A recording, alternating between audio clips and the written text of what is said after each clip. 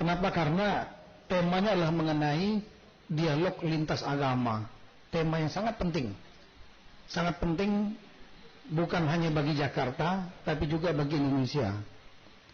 Yang kedua, yang menariknya dilaksanakan oleh FPI dan di tempatnya FPI. Alhamdulillah. Tepuk tangan dulu buat FPI. Kenapa? Karena adanya kegiatan seperti ini jelas akan melepaskan stigma yang mungkin dilabel oleh media massa yang kemudian mempengaruhi publik bahwa FPI adalah organisasi massa yang radikal, yang militan, identik dengan kekerasan dan seterusnya, intoleran.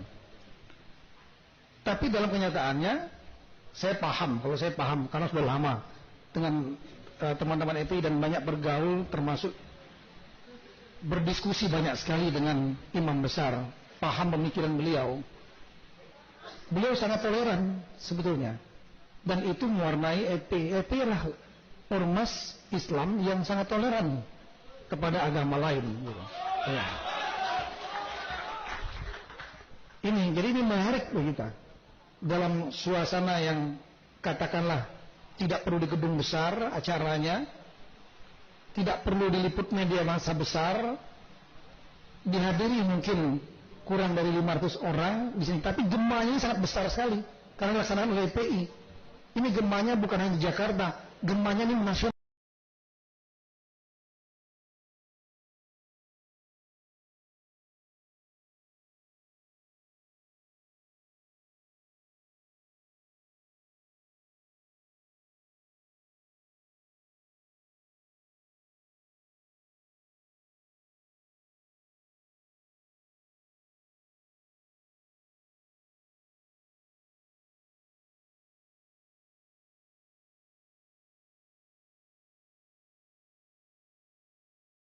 Baik pemirsa, ya aku penasaran nih tentang yang kamu bilang tadi. Aku mengenal Islam. Iya, akhirnya aku masuk Islam. Maksudnya ini kisah mu'alaf ya? Kisah seorang mu'alaf yang sangat menarik sekali. Jadi kisahnya beliau itu sempat mendapatkan mimpi selama setahun. Oh, Masya Allah. Mimpinya kenapa? Mendapat hidayah gitu ya? Mendapat hidayah lewat mimpi. Tapi seperti apa dan siapakah yang beliau mimpikan? Langsung aja kita saksikan. Ini dia beritanya.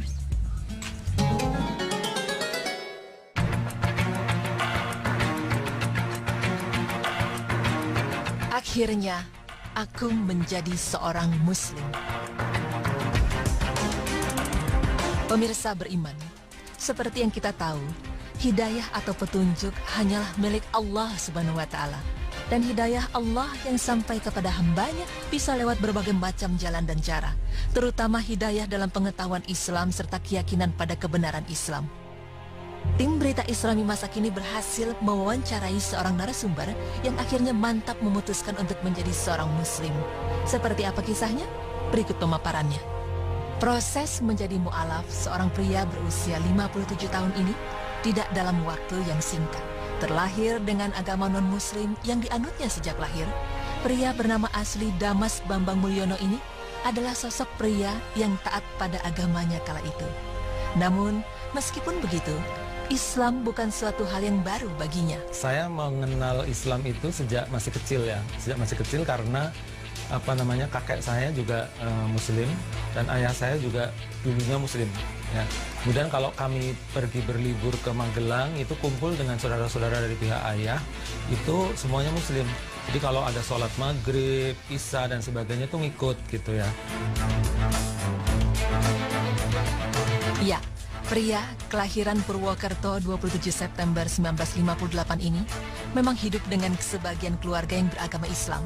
Hingga pada tahun 2008, keinginan yang kuat dalam hatinya untuk mempelajari dan mendalami agama Islam muncul. Dalam hatinya, ia merasa bahwa ajaran Islam sangatlah bagus. Ajaran Islam yang mengatakan bahwa manusia harus menyembah, meminta, dan mengucap syukur langsung kepada Tuhan yang Maha Kuasa yakni Allah Subhanahu wa Ta'ala sangat menyentuh hatinya. Dan segala pemikirannya mengenai Islam seolah terjawab. Karena kala itu, ia berulang kali bermimpi ditunjukkan sosok laki-laki yang menggunakan sorban dan berjubah putih. Mimpi bertemu dengan seseorang Kalau wujudnya sih kayak Pangeran Diponegoro gitu, ada sorbannya, ada jubah putihnya gitu ya. Itu sejak tahun 2011. 2011 itu impian itu datang terus, pergi terus, tapi orangnya kayaknya sama, itu lagi, itu lagi, itu lagi, itu lagi, itu lagi. Cuman wajahnya itu nggak begitu jelas gitu ya, siapakah beliau. Nah sampai pada suatu ketika saya nonton televisi, berita-berita tentang sesuatu dan lain hal, ya katakan itu semacam unjuk rasa gitu ya. Kemudian saya melihat ada seorang tokoh, lah ini yang saya lihat di mimpi gitu. Dan ternyata beliau adalah Habib Rizik. Dari situlah, akhirnya ia mengetahui bahwa sosok yang selama ini muncul dalam mimpinya adalah sosok Habib Rizik. Pak Damas mengaku, kala itu ia ingin sekali bertemu dengan Habib Rizik. Namun karena ia bukan seorang muslim dan ia pun tidak tahu bagaimana cara menemuinya, maka ia mengurungkan niatnya. Dan pada suatu ketika, seorang sahabatnya menawarkan dan mengantar Pak Damas untuk menemui Habib Rizik. Hingga Habib Rizik pula yang membantu Pak Damas untuk menjadi seorang mu'alaf. 10 November tahun 2014, saya masuk resmi menjadi Islam, menjadi Muslim, itu dengan tuntunan oleh Habib Rizik. Dan sampai sekarang, beliau adalah guru saya. Proses panjang menuju mu'alaf dirasakan dengan indah oleh Pak Damas. Ia mengaku sama sekali tidak ada paksaan dari manapun terhadapnya untuk memeluk Islam. Pak Damas juga bercerita kepada tim berita Islami masa kini bahwa hal yang membuatnya begitu yakin untuk menjadi seorang muslim adalah keinginannya untuk sholat.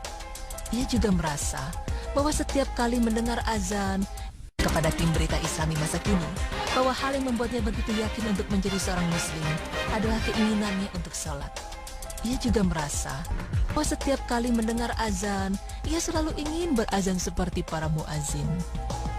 Tidak hanya itu, keyakinan dalam dirinya untuk menjadi seorang muslim sebenarnya sudah ditandai dengan adanya hadiah yang ia terima dari Kedutaan Besar Iran di Indonesia. Ya, pada suatu ketika saya mendapat hadiah, ini mungkin merupakan sebuah tanda ya, dari Duta Besar Iran di Indonesia, itu kitab suci Al-Quran gitu. Dan itu terjadinya malah sebelum tahun 2000. Dan itu amazing. Itu saya bilang, Pak Duta Besar, beliau, apakah Anda tahu bahwa saya bukan muslim gitu? Oh, saya tahu, justru karena itulah saya memberikan hadiah ini. Simpan baik-baik karena pada suatu ketika Anda memerlukan. Lalu, adakah kesulitan yang ia hadapi untuk menjadi seorang muslim? Mungkin ya karena saya nanti lalu berpikir gitu, waduh saya harus mempelajari Al-Quran dan tentu saja dengan bahasa yang bukan bahasa Indonesia gitu pasti ya. Doa-doanya juga kebanyakan bukan bahasa Indonesia walaupun ada terjemahannya gitu ya. Kemudian tata cara sholat, kemudian berwudu, sholat, puasa dan sebagainya. Akhirnya saya borong buku-buku gitu. Buku-buku kecuali saya diberikan pelajaran langsung oleh Pak Habib Rizik dan juga Habib Jindan, Ahmad Jindan. Kemudian saya belajar langsung dari buku-buku, buku-buku yang bermutu, yang benar-benar buku yang disarankan. Ketika memutuskan untuk menjadi seorang muslim pun, pihak keluarga justru tidak ada yang menentang. Mereka menghargai jalan apa yang telah dipilih oleh Pak Damas. Tantangan justru muncul dari pihak luar, namun ia tidak pernah memusingkan hal tersebut. Ia menyikapi semua hal itu dengan sabar dan tetap belajar mendalami Islam dengan sebaik-baiknya. Jadi saya bilang, the show must go on. Ya kan? Yuk, gue mau jatuh, gue mau sakit, gue mau gimana. Emang gue pikirin, ya kan? Kalaupun katakan saya ini pendosa, harus masuk neraka, saya nggak ngajak kalian kok. Ya kan? So what's wrong with you gitu kan? Saya bilang ke teman-teman gitu. Tapi banyak teman yang akhirnya sadar gitu, ya benar juga sih ya, gitu. Pak Damas juga merasa bahwa baginya Islam adalah jalan yang paling baik untuk menuju kebenaran. Yang paling terasa di dalam diri saya karena saya mendalami agama lain sebelum ini, itu bahwa Islam itu menuju kepada Tuhan Yang Maha Kuasa itu secara langsung. Artinya kalau kamu mau menyembah Allah, ya Allah itu Rabb Arsy yang Maha Mulia gitu kan. Tapi kalau kamu melalui perantara, ya itu namanya bukan Islam gitu ya.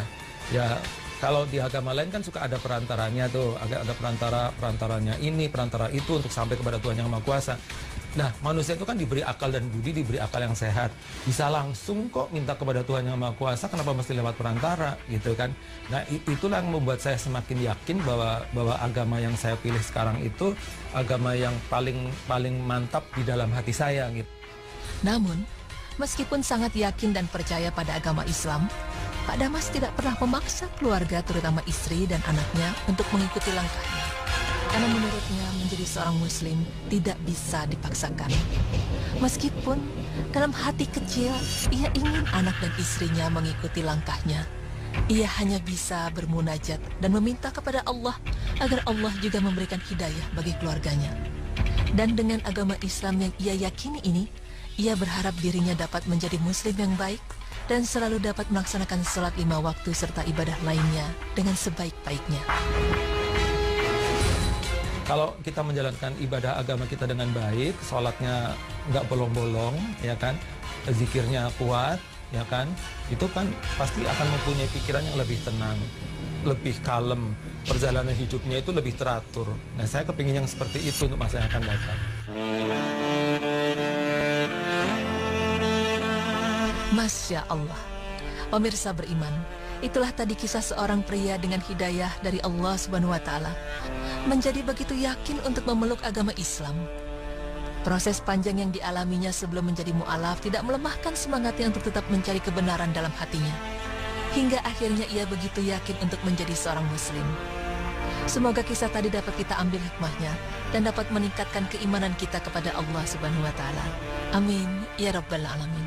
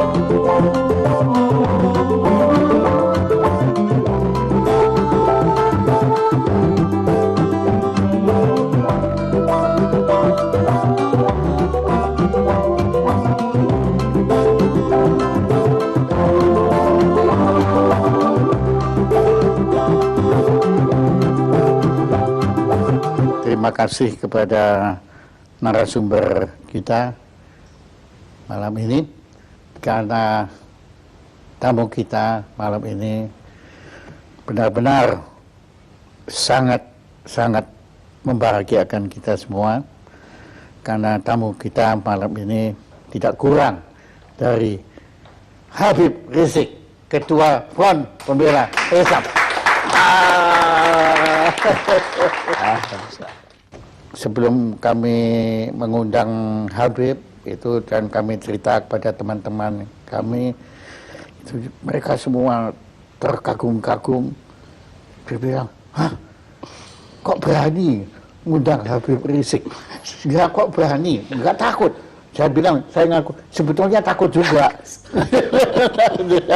Tapi setelah berjumpa waktu itu, kira-kira sebulan yang lalu, ternyata ketakutan kami itu tidak beralasan, karena ketakutan kami kepada Front Pembela Islam itu, apalagi ketuanya, itu didasari oleh pemberitaan-pemberitaan media massa.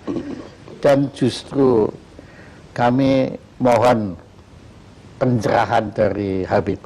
Kenapa kok sampai kita ini begitu ngeri, begitu takut? Jadi saya melihat memang, saya tidak katakan semua media, Tapi banyak media-media yang tidak memberitakan Front Pembela Islam apa adanya. Jadi mereka hanya memberitakan ya sesuai dengan keinginan mereka. Saya berikan contoh. Bagaimana laskar-laskar FPI pada tahun 2004 ketika terjadi tsunami. Di Aceh, itu ada 1.300 laskar turun ke Aceh, bekerja di sana selama 4 bulan. Itu mengevakuasi tidak kurang dari 100.000 mayat. 100.000 mayat. Itu satu pun media tidak ada memberitakan. Nah, kemudian begitu juga bagaimana kerjasama FPI umpamanya dengan Kementerian Sosial di dalam program bedah kampung. Jadi ada satu program bedah kampung yang dilakukan oleh Kementerian Sosial yang FPI diajak untuk bekerja sama. Dan kita buat MOU resmi. Bagaimana perumahan rakyat miskin yang memang tidak layak huni di Jakarta maupun di luar Jakarta, bersama-sama dengan Kementerian Sosial kita turun, kita melakukan bedah kampung. Nah, ini juga kan tidak pernah masuk pemberitaan. Iya, saya nggak pernah tahu. Begitu juga kerjasama FPI dengan Kementerian Agama RI. Bagaimana kami turun di lokasi-lokasi yang banyak dihuni oleh warga Ahmadiyah, untuk kami melakukan pembinaan, bukan kekerasan. Bukan kekerasan. Saya kasih contoh satu di Tenjo Waringin, perbatasan antara Garut dengan Tasik. Di sana kami melakukan pembinaan dari tahun 2009. Sampai hari ini sudah lebih dari 800 warga Ahmadiyah kembali kepada Islam. Nah, hal-hal semacam ini tidak ada yang dimuat oleh media.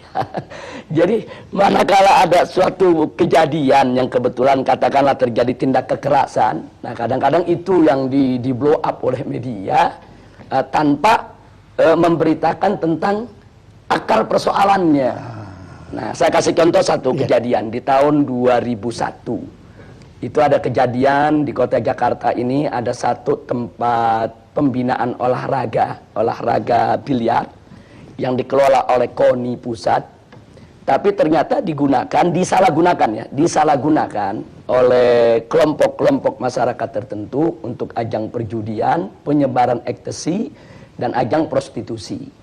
Nah, kita sudah melakukan berbagai macam pendekatan ke KONI, ke Pemda DKI, laporkan ke polisi, sampai 2 tahun itu tidak ada tindakan, sementara masyarakat setempat sudah resah. Nah, ketika terjadi clash antara pengelola daripada kemaksiatan tadi dengan laskar FPI, akhirnya terjadi pengerusakan, dan itu sudah diadili. Laskar FPI yang melakukan pengerusakan pun sudah ditangkap, sudah diadili, sudah dipenjara. Tapi akhirnya tempat olahraga itu pun sampai saat ini tidak dijadikan tempat maksiat lagi. Jadi sampai di Bundaran berarti memang FPI ini tidak membenarkan kekerasan. Ya, kita tidak membenarkan kekerasan. Artinya kalau memang ada laskar kita yang bersalah, kita serahkan ke polisi. Silakan diproses, silakan diadili, silakan dipenjara. Cuman yang memprihatinkannya, Pak Jaya, peristiwa tersebut kan terjadi 2001. Sebetulnya kan sudah clear, sudah masuk pengadilan. Tapi beberapa stasiun televisi sampai hari ini diulang-ulang terus itu pengerusakan. Jadi seolah-olah yang ada di benak bangsa Indonesia ya itulah kerja FPI setiap hari. Ya.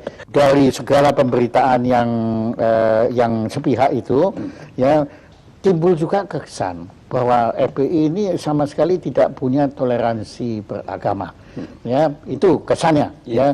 Nah, kemudian saya agak heran karena waktu saya berkunjung ke kediaman Habib, ternyata rumahnya Habib di sebelah gereja.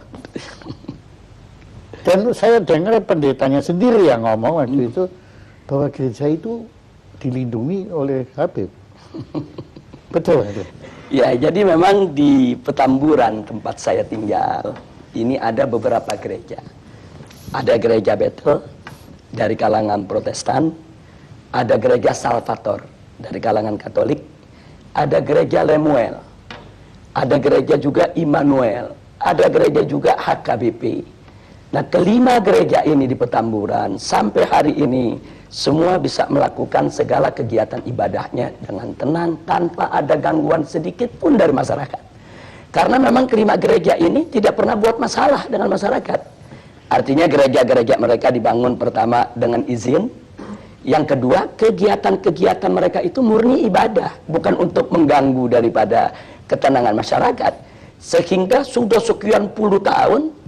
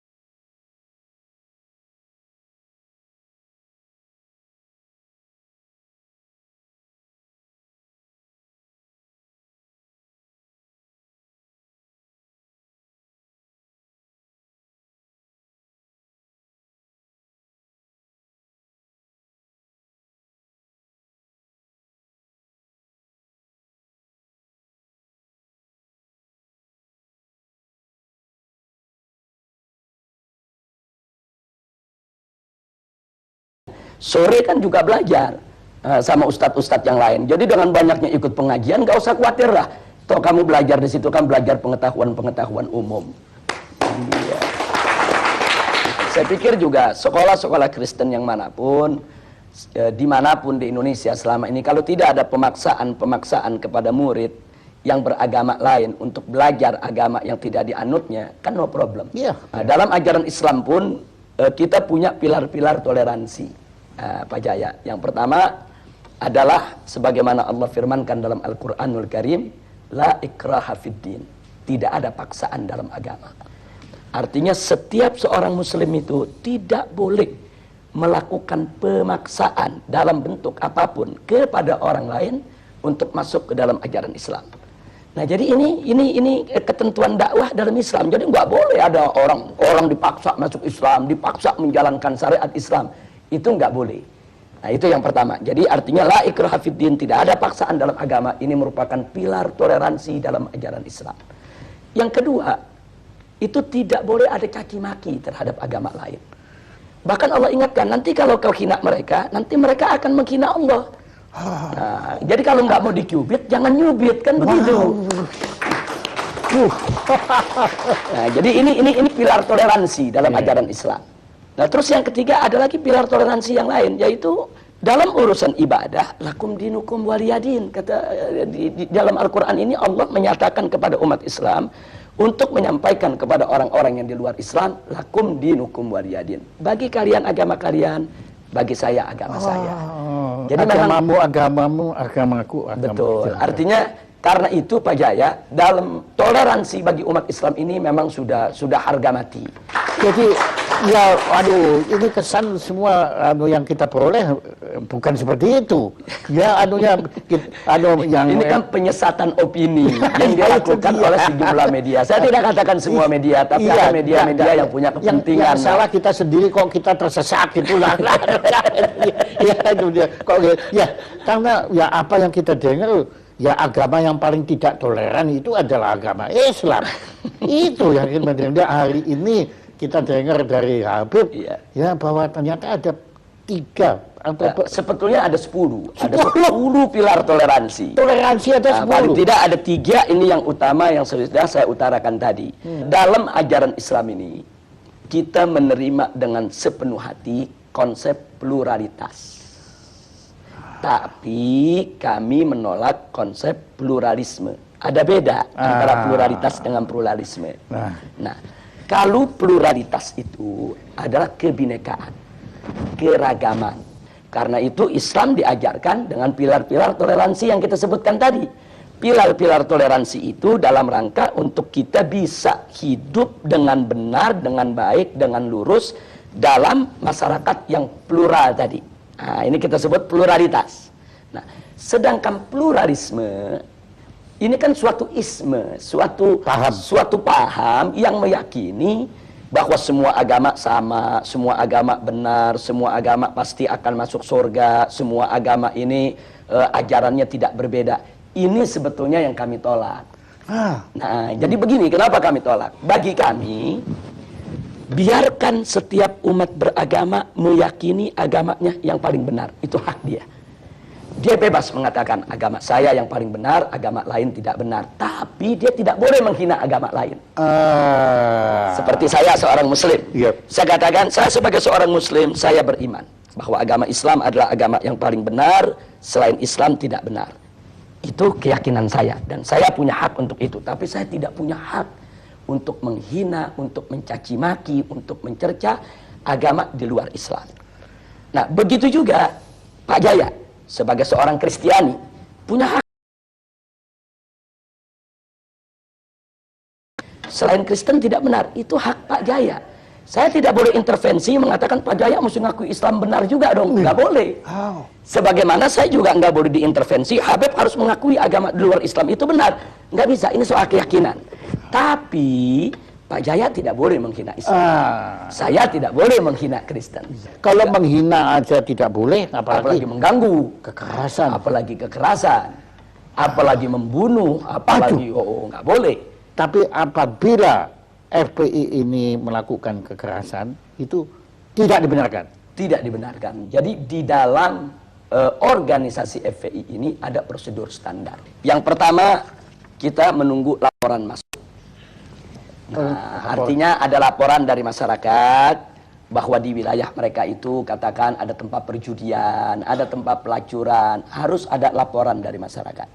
Jadi tidak ujuk-ujuk FPI datang tanpa permintaan masyarakat. Ujuk-ujuk. Ini masih ada logat Betawinya ya. Iya, jabat. Ujuk-ujuk itu bahasa Inggrisnya apa itu, Pak?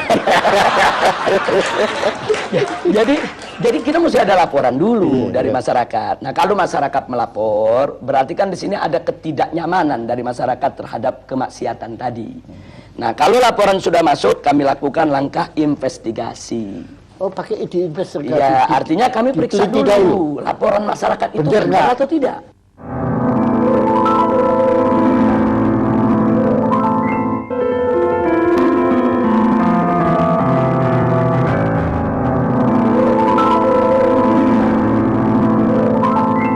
Kita himpun data, apa itu dengan film, apa dengan foto, kita himpun data. Jadi betul-betul terbukti kalau di sana memang sesuai dengan laporan masyarakat tadi. Iya, jadi makin tidak ujuk-ujuk gitu. Betul. Nah, kemudian setelah itu masih ada langkah ketiga. Setelah data terkumpul, kami lakukan pemetaan wilayah. Nah, maksudnya pemetaan wilayah begini.